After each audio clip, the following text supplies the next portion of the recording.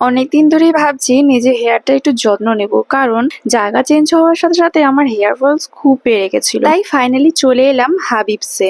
আর সামনেই যেহেতু জামাই ষষ্ঠী, তাই দুজনে মিলেই কিন্তু চলে এসেছি। হেয়ার ট্রিটমেন্ট করানো হলে সেটা আমি পার্লারে গিয়েই করাই, কিন্তু ফেসের উপরে কোনো কিছু আমি পার্লারে করাই না, সেটা কিন্তু আমি নিজেই বাড়িতে করি। তো দেখো, আমি তো হেয়ার স্পা করেছি আর হেয়ারটা দেখো খুব সুন্দর কিন্তু হয়ে গেছে। তো আমার তো এখানে হয়ে গেছে, কিন্তু আমি ওর জন্য একটু ওয়েট করছিলাম। তো দেখো ফাইনালি আমরা কিন্তু জামাই ষষ্ঠীর জন্য একদম রেডি।